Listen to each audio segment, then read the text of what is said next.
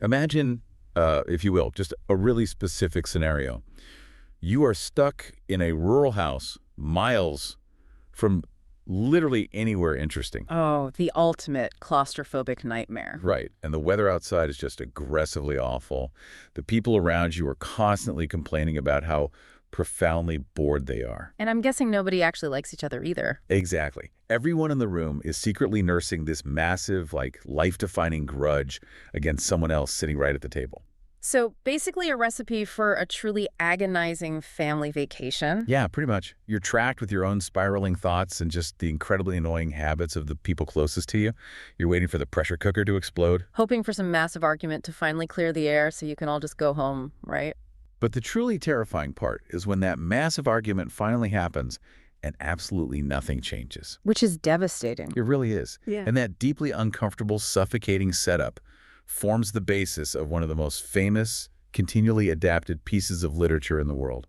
Welcome to the Deep Dive. I am very excited for this one. Today, we are immersing ourselves in Anton Chekhov's 1897 masterpiece, Uncle Vanya. We're pulling from a comprehensive Wikipedia article detailing the play's history, its psychological mechanics, and its massive cultural impact. Because it is widely considered a play that fundamentally rewired modern theater. Right. Yet if you just look at a bulleted list of the events, it seems to be about absolutely nothing happening. And that is our mission for this deep dive.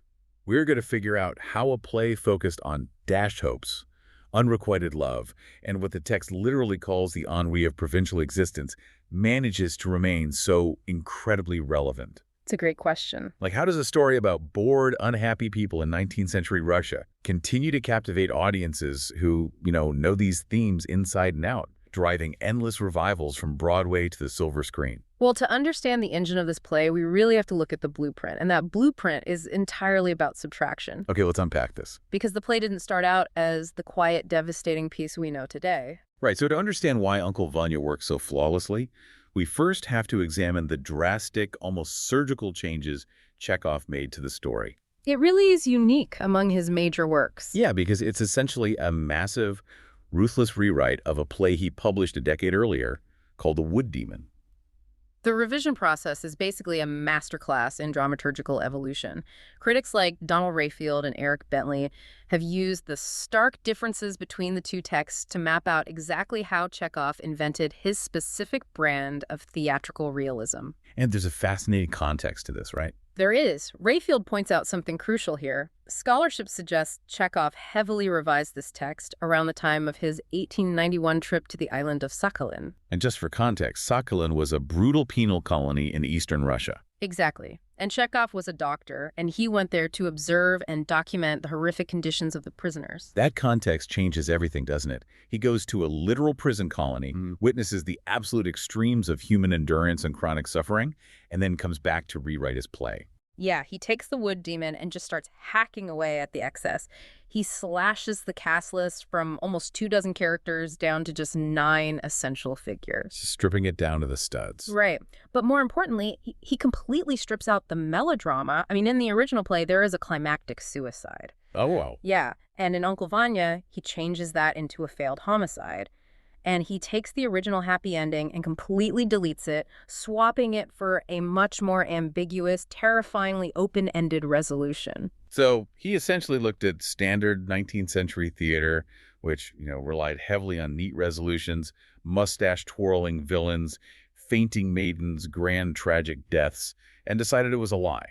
Because real life doesn't usually offer a clean, dramatic exit. Wait, hold on. I see the intellectual value in that, but from a purely theatrical perspective, if you take away the dramatic suicide, the big villain, and the happy ending, aren't you just left with a really boring play? That's what you might think, but... You're taking away the emotional payoffs that an audience buys a ticket to see. It's like taking a standard Hollywood action movie, stripping away all the explosions, the car chases, and the hero getting the girl, and just filming the awkward, tense car rides between the action scenes. Where's the hook? Well, what's fascinating here is that the hook is actually in the psychological realism. By removing those grand theatrical releases, Chekhov actually turns up the tension exponentially. How so? A dramatic suicide is tragic, yes, but in the context of a story, it is an escape. It ends the suffering. By removing the finality of death and the comfort of a happy ending, Chekhov forces his characters to do something much, much harder. He forces them to just keep going. Exactly. He forces them to wake up the next morning, face the person they despise or the person who will never love them back, and do their chores anyway. It is the tragedy of the mundane. And for the audience, that is infinitely more terrifying because it's infinitely more relatable. Oh, 100%. It's the realization that you aren't going to get a dramatic exit. You just have to keep living your unfulfilled life.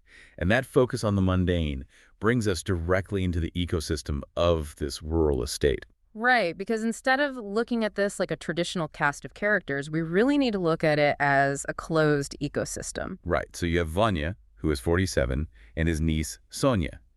For years, they have been the worker bees. They've tirelessly managed this rural estate, squeezing every penny out of it. That they aren't doing it to build their own wealth. No.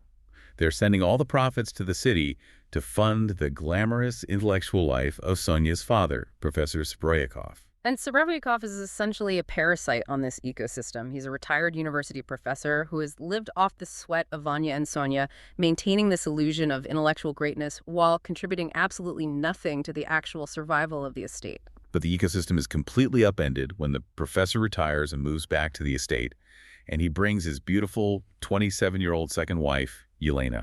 And if the professor is the parasite, Yelena is the catalyst. Yeah, and she doesn't actually do anything malicious. She just exists. Right. They sleep in late, they demand tea at weird hours, and they completely shatter the working rhythm of the farm. And in that disruption, Vanya suddenly realizes that the man he has worshipped and slaved away for is a total fraud.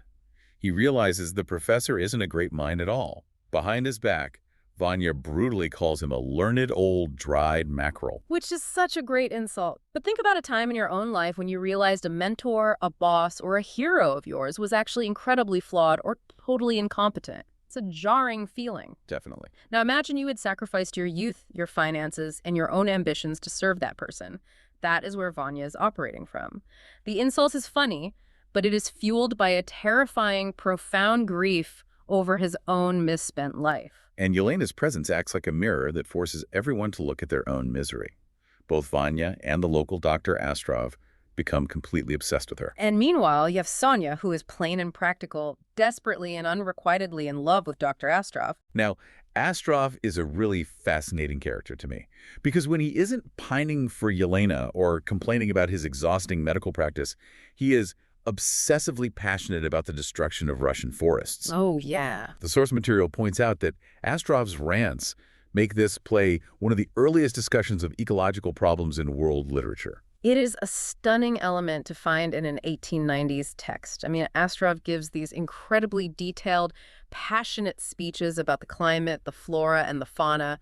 He's out there planting trees. Exactly, trying to preserve the landscape while the rest of Russia is chopping down forests to fuel industrialization. Which begs the question, why put an eco-warrior in the middle of a play about depressed Russian aristocrats?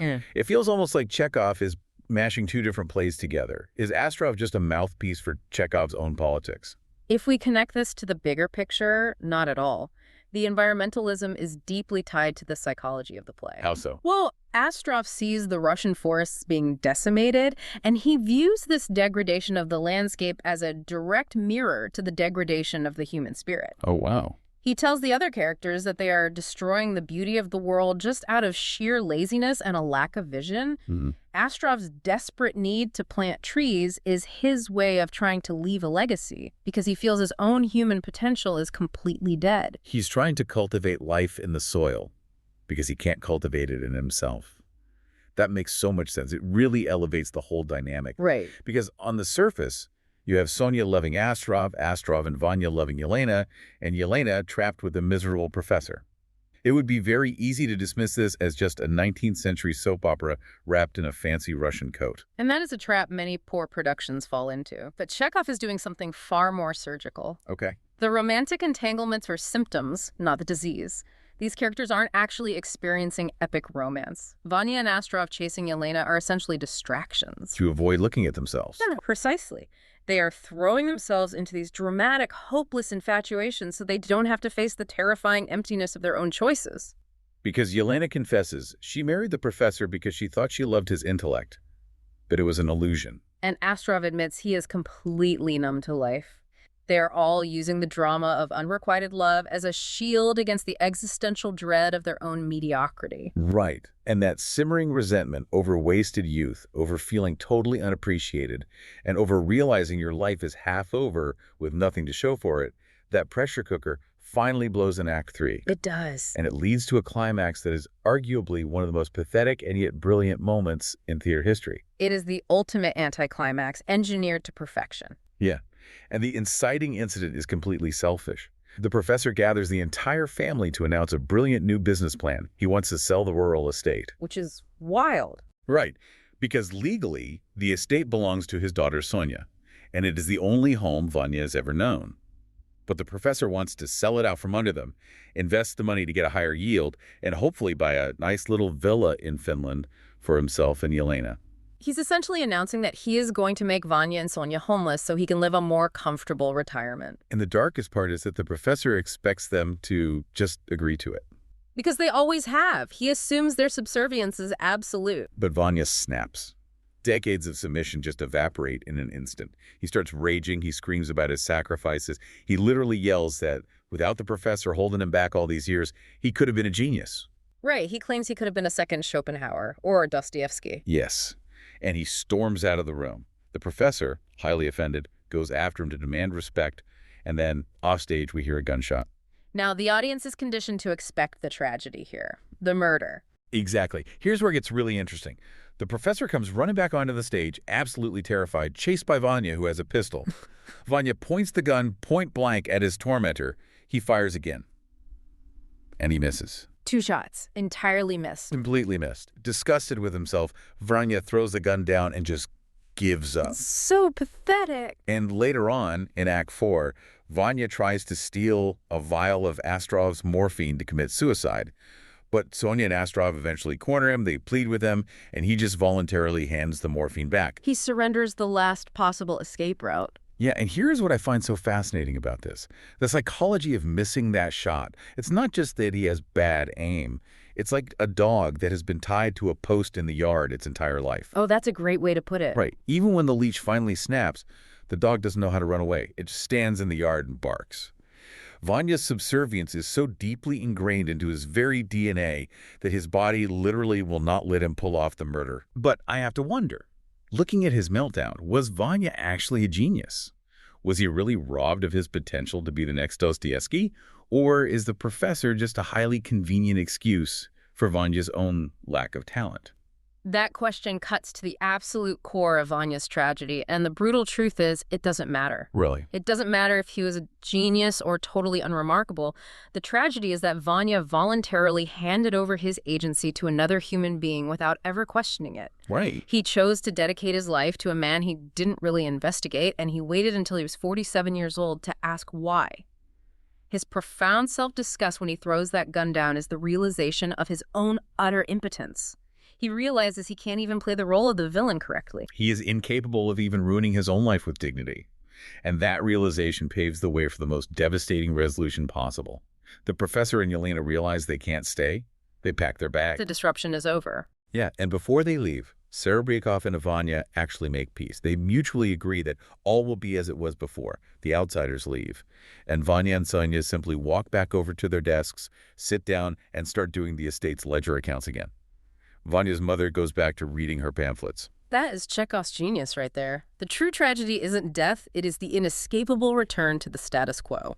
It's the quiet devastation of just going back to your chores while your soul is bleeding, and it is exactly that blank canvas of silent, enduring misery that has made this text endlessly adaptable for over a century. Absolutely. Act 4 famously ends with Sonia giving this heartbreaking speech to Vanya. He's weeping, talking about how heavy his heart is. And Sonia, who has also just lost any chance she had at love, tells him that they simply have to keep working. She promises him that eventually, after a long life of labor, in the afterlife, we shall rest. We shall rest. It's a chilling mantra. It is the ultimate coping mechanism for survival when all of your illusions have been permanently stripped away. And the survival of this play is a story in itself. It didn't launch with some massive glitzy premiere. The very first public performance in 1897 happened in a provincial city called Rostov-on-Don. Right, staged by a fan. Yes. a fan named Nikolai Sinelnikov. He literally just bought a copy of the Polish script, got a troupe together, and put it on. Chekhov didn't even know it was happening until the audience demanded a telegram be sent to him praising the work. That's incredible. It wasn't until 1899 that it had its official premiere at the Moscow Art Theater, directed by Konstantin Stanislavski, who fundamentally understood the deep psychological undercurrents Chekhov was playing with. And Stanislavski's production proved to the world that you didn't need melodrama to captivate an audience, you just needed emotional truth. And once that door was opened, it never closed. The cultural footprint listed in our sources is staggering. It crosses every language and medium. You have Laurence Olivier's 1962 stage production, which British critics called the master achievement in 20th century theater. A classic. And you have films that transplant the exact psychological dynamics into totally different cultures. There is Country Life from 1994, which sets the entire story in the harsh, isolated environment of the Australian outback. And the outback setting works brilliantly because the physical isolation mirrors the psychological isolation of the characters. And more recently, you have the acclaimed 2021 Japanese film, Drive My Car. Yes, Drive My Car uses a multilingual theater production of Uncle Vanya as its central framing device. The characters in the film are grappling with their own profound grief, and as they rehearse Chekhov's lines, the play acts as a conduit for their unspoken trauma. It proves that the alienation Chekhov wrote about transcends spoken language entirely. It's incredibly elastic. You can stretch this text almost any direction. Whoa. We see that elasticity constantly on the modern stage. Like in 2024, Steve Carell, an actor famous for comedy, made his Broadway debut playing Uncle Vanya, starring alongside William Jackson Harper, who earned a Tony nomination as Astrov. Such a wild casting choice, but it works. And in 2023, Andrew Scott won a Laurence Olivier Award for doing the entire play as a one-man show in London. And then you have the parodies. Oh, the parodies are great. There's a post-apocalyptic stage adaptation titled Uncle Vanya and Zombies. And the reduced Shakespeare Company famously condensed the entire emotional arc of the play into just 3 lines. "Are you Uncle Vanya? I am. Sound of a gunshot. Ouch." Which is funny, but also perfectly captures the absolute futility of Vanya's rebellion. So what does this all mean? Building on that elasticity. Yeah. How is this possible? How can a text with such a heavy, suffocating premise, where the climax is a missed gunshot and the ending is doing accounting, how can it be played by Steve Carell, performed as a one-man show, relocated to the outback, or surrounded by literal zombies? What is the core engine that makes all of those wildly different interpretations work? This raises an important question, and it really comes down to a concept Astrov mentions in Act 4. He tells Vanya that years of living what he calls the narrow-minded life have made them vulgar. The narrow-minded life. Yes. That fear of the narrow-minded life is the universal engine. It is the terrifying suspicion that your daily routine, your commute, your chores, your polite conversations is slowly, invisibly eroding your potential. Wow. It's the fear that you are shrinking to fit a life that is too small for you. It is the ultimate fear of missing out. But you aren't missing out on a party or a vacation. You are missing out on your own life. You're watching it happen from the passenger seat. Precisely. Everyone across every culture and time period understands that specific, quiet terror. We all understand the feeling of looking at a spreadsheet or washing the dishes and suddenly wondering, is this it? Is this the sum total of what I am meant to do? Yeah. And equally universal is the strained, almost absurd resilience required to just keep going anyway, to sit back down at the desk and do the math, even when your heart is completely broken. That is why you can put these characters in a one-man show where the isolation is literal, or in a zombie apocalypse, which is just the ultimate metaphor for a mindless, consuming status quo. The core human struggle remains perfectly intact. It is the tragedy and the comedy of everyday existence. We started this deep dive wondering how a play stripped of traditional action, lacking a heroic climax, and ending without a neat, happy bow could survive and thrive for over a century. And we found our answer. Right. Chekhov realized theatrical explosions are cheap. He replaced them with the quiet, terrifying implosions of normal people. He held up a mirror to our own disappointments, our ridiculous attempts to blame other people for our own choices, and our quiet, stubborn endurance. He proves that surviving the mundane day in and day out is its own kind of epic struggle. Which brings us to a final thought for you, the listener, to mull over today. We spent a lot of time talking about Sonia's heartbreaking promise at the end of the play. Her promise to Vanya that if they just keep their heads down and keep working, eventually in the afterlife, we shall rest. It's so heavy. Vanya's ultimate tragedy was that he waited until he was 47 years old, a gun trembling in his hand, to realize he had been living his entire life for someone else's benefit. He sacrificed his youth to manage an estate for a man who viewed him as nothing more than a convenient leisure keeper. It really is the ultimate cautionary tale about giving away your agency. So I invite you to look at your own life right now. Look at the routines you've built and the obligations you've accepted. Are you tirelessly managing someone else's estate? Whether that estate is a boss's dream you don't really believe in, a family expectation that you never actually agreed to, or a societal pressure you feel forced to maintain. Are you grinding away, shrinking yourself down, waiting for a payoff or a rest that might never actually arrive? It's a lot to think about. It's a heavy question to sit with. But as Chekhov so brilliantly shows us, it is far better to ask that question of yourself today, rather than waiting for the moment you finally snap.